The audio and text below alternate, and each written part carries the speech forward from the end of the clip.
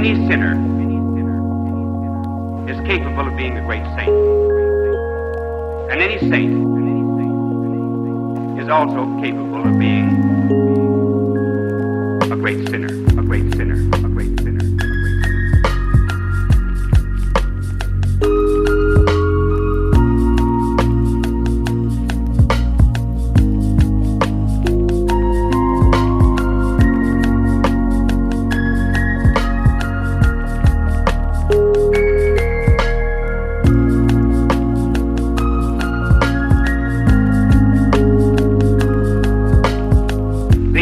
Therefore, of character development is the realization of this power that there is in each and every one of us, for good and for evil, good and for evil, good and for evil, good and for evil. And the good Lord would have us lay hold of what is worst in ourselves. Do not think that people who have virtue and kindness and other great talents just came by these things naturally. They had to work at them very hard, at them very hard, at them very hard, at them very hard.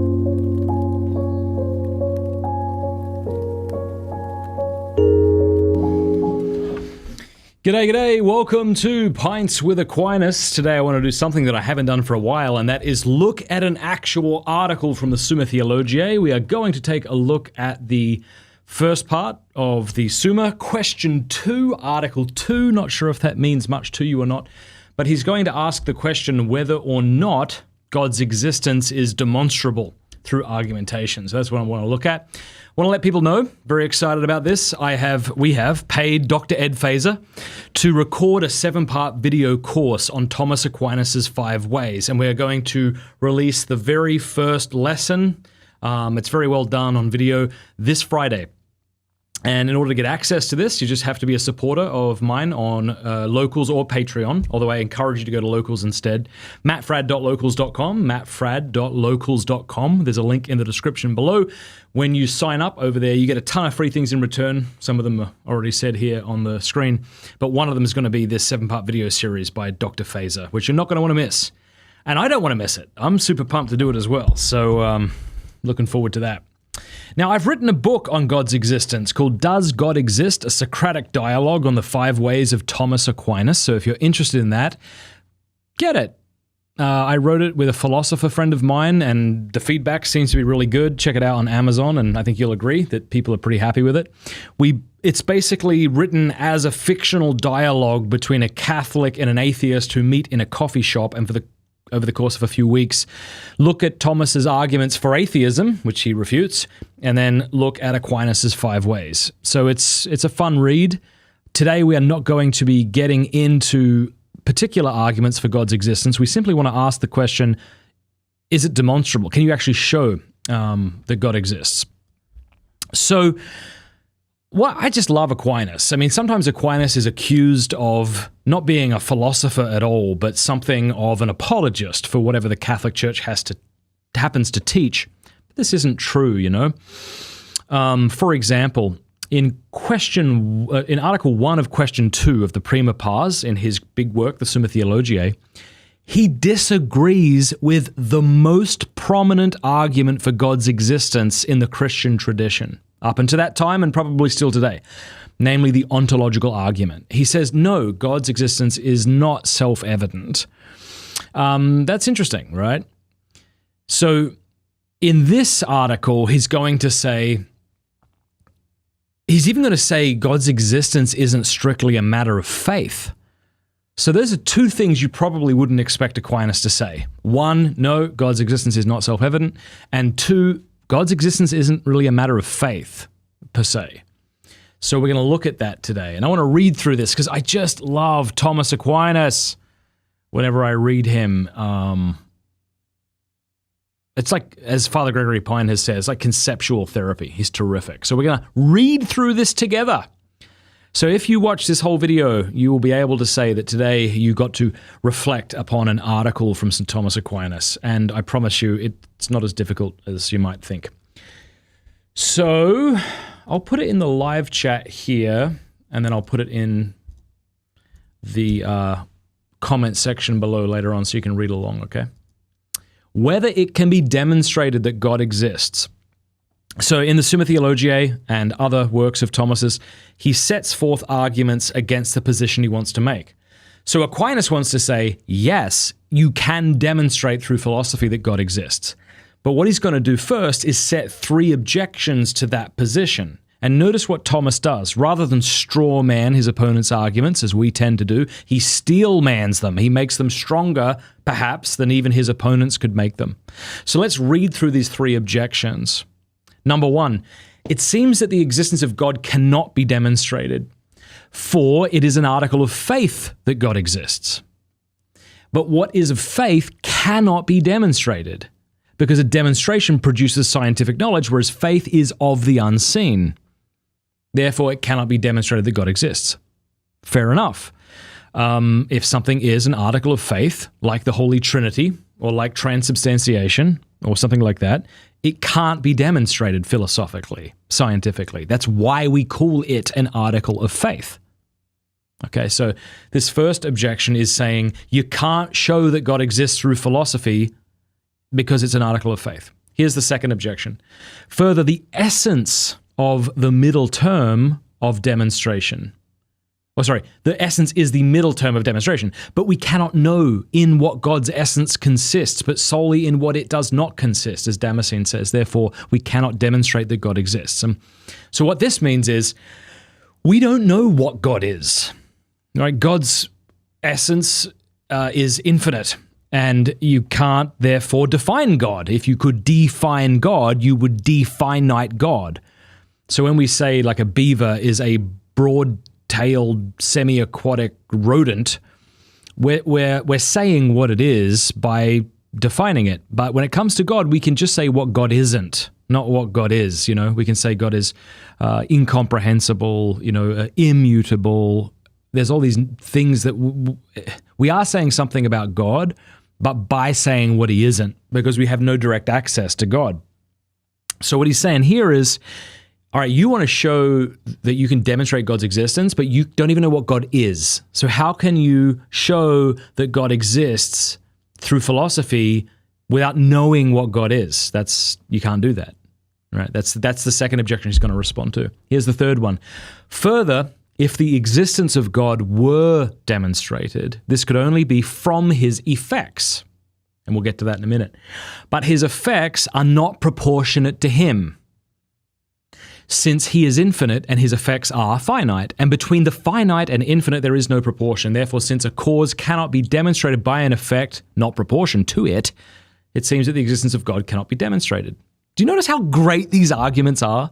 Like if I just threw that out there, wouldn't you say, yeah, that makes sense? And it does. I mean, he's offering these in a syllogistic format, in a deductive way. Yeah, fair enough. Okay, so if Aquinas or someone is going to say you can show that God exists through philosophy, the only way you'd be able to do that is by pointing to the effects of God, but between the effects of God and God exists an infinite disparity, therefore you cannot hope to show that God exists based on his effects. You get the point. You with me so far? I love Thomas Aquinas. Have I said this before? And I loved Thomas Aquinas as a layman, as an amateur. You should read him. You really should read him. All right, let's see. So I think sometimes people have the impression when they read Thomas, especially when he deals with questions about God's existence, that his imagined interlocutor or intellectual sort of opponent is an atheist. But that's not true. If you well, maybe it's true when it comes to the question of God's existence specifically, which is in the next article. But for the most part, he's arguing with other Christians. I mean, even when you look at those objections, these are objections a Christian would offer, right? A Christian might say, we know by faith that God exists, so we don't need arguments, you see? So the next thing Aquinas is going to do is going to say, on the contrary.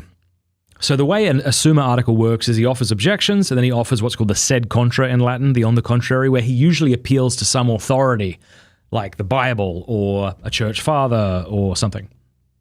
And here he's going to refer to Paul. He's going to say this: the apostle says, the invisible things of him are clearly seen, being understood by the things that are made. All right, so this is like a quick takedown of those three objections, right? Because if you're a Christian and you want to say that you can't demonstrate God's existence, well, your argument isn't with me as much as it is with St. Paul. And you really, really, really shouldn't be arguing with St. Paul, okay? So that's the first thing he does is he appeals to authority by pointing to Paul, who says, the invisible things of him are clearly seen, being understood by the things that are made. Now, at this point, you might say, okay, sure, the invisible things of him, but that's different to him. But Aquinas has already thought about that, and he says this, but this would not be unless the existence of God could be demonstrated through the things that are made, for the first thing we must know of anything is whether it exists. Isn't that true? I mean, if you want to talk kind of fictitiously about the life of mermaids and or Marvel comic book characters, you have to do it by respecting the laws of that particular universe, right? But I mean, if you want to know something about God, you're going to need to know, first of all, whether God exists. And so Aquinas is saying that Paul just assumes that he does. All right, here is the respondio. So next, Aquinas offers his main response to this question. Can you demonstrate that God exists? Yes, he says. You absolutely can demonstrate by philosophy alone that God exists. And again, if you're just joining us, we have a whole 7-part video course from Dr. Ed Fazer, who is an expert on Thomistic metaphysics and Thomas's arguments for God's existence specifically. The only way to get access to that is go to mattfradd.locals.com, become a supporter, and you'll get access to that as well as a ton of other things. Here's the response. Demonstration can be made in two ways. One is through the cause and is called a priori. And that's like before the fact. Oh, he's about to say it. I'll shut up. Let's read Thomas. And this is to argue from what is prior absolutely. The other is through the effect and is called a demonstration a posteriori, right? After the fact, as it were. This is to argue from what is prior relatively to us. When an effect is better known to us than its cause, from the effect, we proceed to the knowledge of the cause. And from every effect, the existence of its proper cause can be demonstrated so long as its effects are better known to us. Because since every effect depends upon its cause, right, that makes sense. If the effect exists, well, then the cause must pre-exist it. Obviously, causes don't exist chronologically posterior to their effects. Hence, the existence of God, insofar as it is not self-evident to us, can be demonstrated from those of his effects which are known to us. So it seems to me what Aquinas is saying here is, you are right, we do not have direct access to God. We cannot know the cause. We don't have immediate access to the cause. However, we do have immediate access to its effects, and from its effects, we can conclude the type of cause that we have here. Here's an example. You go on a vacation, you've been gone for a couple of weeks, you come home to your house, and you're dragging the suitcases up to the front door, and you notice that the front door is ajar. Now, at that point, you might think, oh gosh, maybe I didn't lock it, or maybe I didn't close it all the way. But there are other options. Maybe the neighbor came over for some reason, or maybe, I don't know, maybe you have a cleaner, and the cleaner let herself in or himself in and didn't shut it. But as you approach the door, you see that there's splinters of wood protruding from where the lock ought to be, and you can see pretty clearly that the door's being broken into, kicked in or something. And then as you let yourself into the house, you see a trail of overturned furniture leading to the bedroom, say, and so you put your suitcase down and you walk to the bedroom, and you see that somebody has broken into the safe and has taken out your valuables from the safe. All right. Do we have direct access to the cause? No, we don't know who did this. But we know because of the effects that it wasn't an animal, an irrational animal. We know that it wasn't the wind. We know it wasn't our neighbor. Or if it was our neighbor, it might be our neighbor, I suppose. But we know it's a burglar. We know somebody has an intention, right? So we can come to know the existence of the burglar without knowing his essence or her essence. And that's kind of what Aquinas is going to say about God's existence. That's how we come to know that God exists, through his effects. Though we cannot know the essence of God, but we can know what he is. We can't know we can't know what he is from the effects, just like we can't know what the burglar is specifically, who it was, right? But we can know that God exists. And again, he's going to get into that in the third article of this question. We're not going to get into that now because of two reasons. One, I wrote a book on it, which I'll link to below. And two, because of this upcoming course in which Ed Fazer will elucidate the arguments in a much better way than I can. All right, you with me? So let's look at these three replies to the objections offered. Now, you'll remember the first objection had to do with God's existence not being demonstrable because it's an article of faith, and articles of faith are not demonstrable. If they were, they wouldn't be articles of faith. Here's what Aquinas says. The existence of God and other like truths about God, like his omnipotence or omniscience, which can be known by natural reason, are not articles of faith, but are preambles to the articles. In other words, it's kind of what you need to know to get started. So if I say to you, God has revealed himself to us, and we can know about that through scripture and tradition, you need to first know that there is such a thing called God that can reveal himself to us. So faith won't get off the ground unless I know that God exists. Faith presupposes natural knowledge, even as grace presupposes nature, and perfection supposes something that can be perfected. Does that make sense? So you could say that faith is to reason what the telescope is to the natural power of sight. It doesn't cancel sight. It doesn't usurp sight. It builds upon sight, as it were. If you talk about if you say something is perfected, that presupposes that something exists, right? And so likewise, Aquinas is saying, where are we?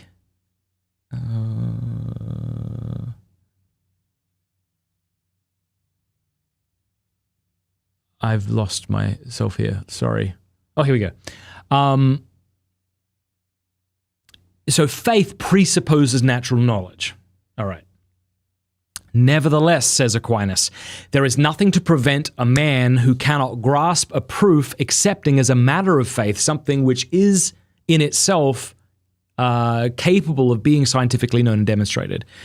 When Aquinas uses the word science, I think this is a Latin word, scientia, which just means knowledge. Aristotle, when he's translated into Latin, the word for knowledge is scientia. That's my understanding, right? So my point here is just that when Aquinas says science, he means philosophy more broadly, right? So what's his overall point? He's saying, actually, God's existence is not an article of faith because we can come to know it through philosophy, right? So if the objector says God's existence can't be demonstrated because it's an article of faith, he says, no, it's not an article of faith because it can be demonstrated. But then he says, that being said, yes, someone can come to believe in God's existence as an article of faith if he can't understand arguments for God's existence. And it might not just be that he can't understand them, it might be that he finds them difficult to understand and doesn't have the time to learn metaphysics and figure it out for himself. Maybe he's busy, maybe she's busy. And so they accept what God has revealed about himself, namely his existence and other attributes, even though they can be known through philosophy. All right, here's the second objection. You remember, he says, look, you don't know what God is, so how can you say that you can demonstrate the existence of something whose essence you don't know? Fair enough. Here's the reply. When the existence of a cause is demonstrated from an effect, this effect takes the place of the definition of the cause in proof of the cause's existence. Fair enough. So that's why we call God like the creator or something, or the sustainer. Like these aren't who he is, but we're using a title of what he's done to sort of substitute for a definition.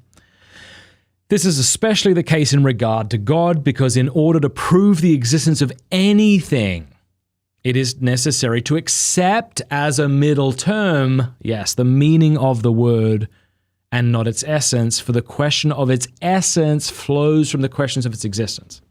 So he seems to be saying here that, yeah, we can know that God exists, based on these arguments, but not what he is. But that's true of anything, even something potentially understandable.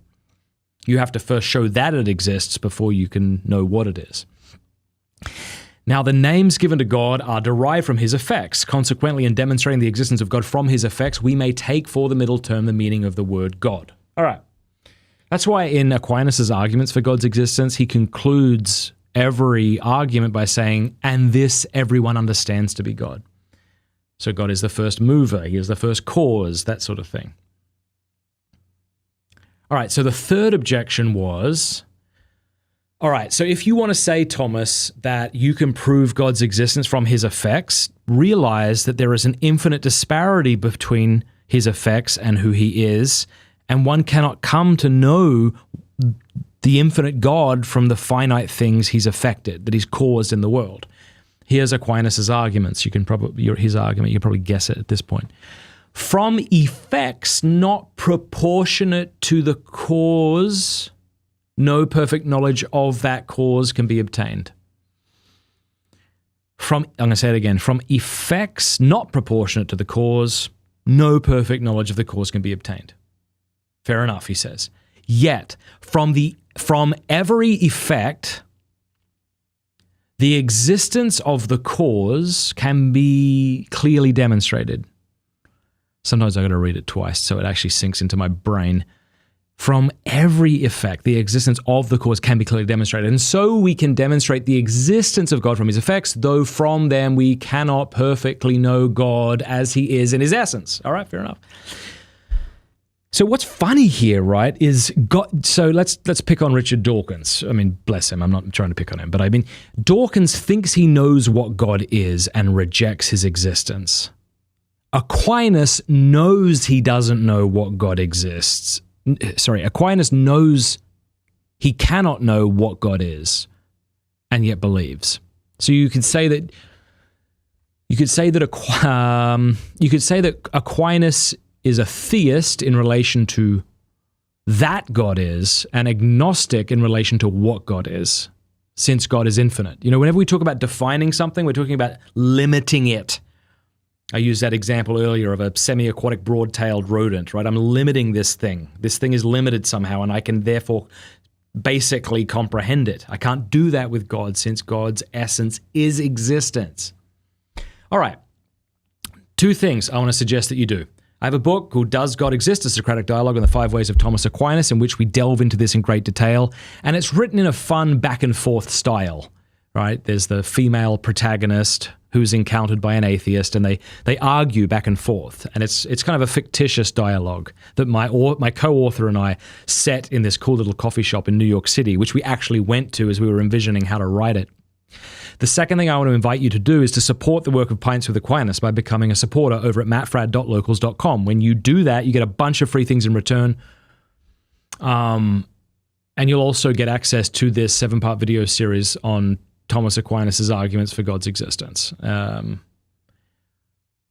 just, I don't know if this is helpful to say to you or not, but it really does help. Like, for example, I'm going to, please God willing, host a debate between Trent Horn and Gavin Ortland in person in Steubenville.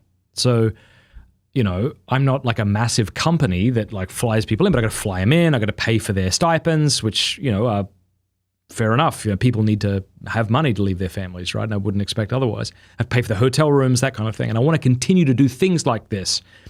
I want to give my people raises, and I'm doing that right now, who work for me because of inflation and stuff like that. So your support is going to help all that.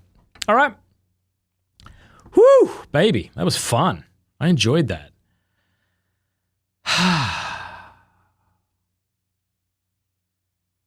Tomorrow I got 2 things going on. I got a debate I'm holding on sedevacantism. And I'm also going to be interviewing a friend of mine from Ireland, talking about the re-evangelization of Ireland. Both of those things will be live. So go and subscribe. Subscribe to my channel. Do it. Do it. Click subscribe. Or don't, but do. Do. Click the bell button, and that way YouTube will have to let you know whenever we push out our Christian propaganda. God bless you. Peace.